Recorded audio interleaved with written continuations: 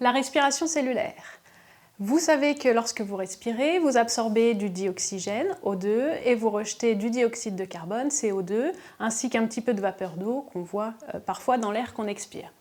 À l'échelle des cellules, eh bien, ça va être la même chose. Les cellules, pour produire leur propre énergie, vont consommer du dioxygène qui leur est apporté par la circulation sanguine et vont produire comme déchets du dioxyde de carbone et de l'eau sous forme de vapeur d'eau. Alors nous allons voir où se déroule la respiration cellulaire, dans des organites particuliers qui sont les mitochondries, et puis nous détaillerons ensuite les réactions biochimiques particulières. Alors, si en travaux pratiques, vous avez étudié la respiration cellulaire, vous avez vu que lorsqu'on met en culture, par exemple, des levures, qui sont des cellules eucaryotes, donc qui possèdent un noyau et des organites, lorsqu'on met ces levures en culture, on peut enregistrer avec des sondes une consommation de dioxygène et un rejet de CO2. Plus précisément, si on met en culture non plus des cellules entières de levure, mais uniquement leurs organites mitochondries, on se rend compte que cette respiration est possible à condition de fournir le bon substrat aux mitochondries. À l'échelle de la cellule levure, pour que la cellule respire, on peut lui fournir du glucose, alors qu'à l'échelle de la mitochondrie, si on isole les organites, qui sont donc les organites responsables de la respiration cellulaire, c'est du pyruvate ou acide pyruvique qui est consommé.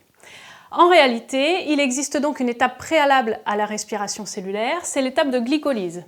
Cette étape de glycolyse, elle a lieu à l'extérieur de la mitochondrie, donc dans le cytoplasme ou cytosol, et elle permet au préalable donc de transformer du glucose en pyruvate. Le glucose est un sucre à 6 carbones, le pyruvate est un sucre à 3 carbones. On verra sa formule un petit peu après. La glycolyse est donc la première étape qui précède la respiration cellulaire. Elle a donc lieu dans le cytosol et elle permet d'obtenir aussi un petit peu d'énergie sous forme d'ATP. Par la suite, ce pyruvate est capable d'entrer dans la mitochondrie, donc il va traverser les deux membranes. La mitochondrie est un organite à double membrane. Il va traverser ces deux membranes et se retrouver dans l'espace à l'intérieur de la mitochondrie qui s'appelle la matrice. À cet endroit, le pyruvate va entrer dans un cycle de réaction biochimique qu'on appelle le cycle de Krebs, qui va permettre de continuer l'oxydation des sucres. Donc on avait eu une première oxydation dans le cytosol, deuxième cycle d'oxydation dans la matrice mitochondriale. Ce cycle de Krebs s'accompagne de la formation de composés intermédiaires, des composés R', donc qui passent de l'état R' à l'état R'H2. C'est une réduction et ces composés sont donc des accepteurs intermédiaires d'électrons et de protons H+.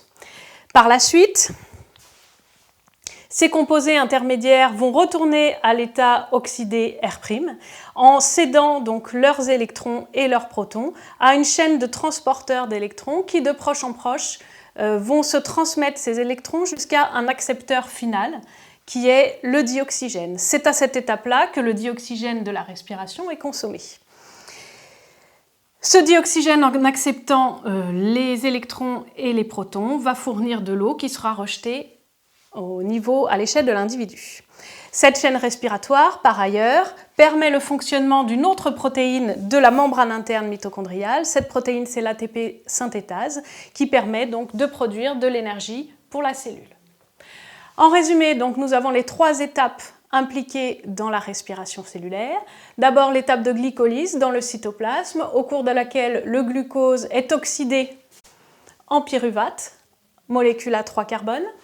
On remarque qu'une molécule de glucose permet d'obtenir donc 2 molécules de pyruvate. Cette oxydation, on dit qu'elle est incomplète. En effet, à cet état-là, le carbone se trouve encore sous forme organique. L'oxydation ne sera complète que lorsqu'on obtiendra le déchet CO2 qui sera rejeté par l'organisme.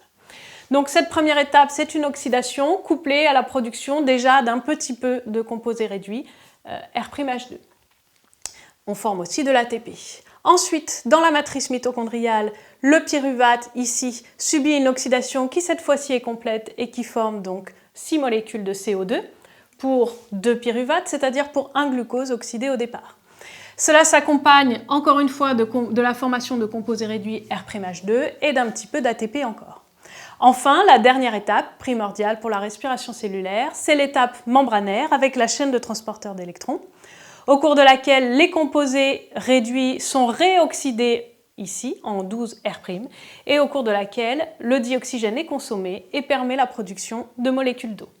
Au bilan donc, pour un glucose oxydé au cours de la respiration cellulaire, on consomme 6 molécules de dioxygène, on produit 6 molécules de CO2 et 6 molécules d'eau. Ces deux molécules, enfin toutes ces molécules de dioxyde de carbone et d'eau seront rejetées au cours de la respiration de l'individu, et la respiration cellulaire est très efficace en termes de production d'ATP, puisque pour un glucose oxydé, lorsque l'oxydation est totale, on a produit 36 molécules énergétiques d'ATP.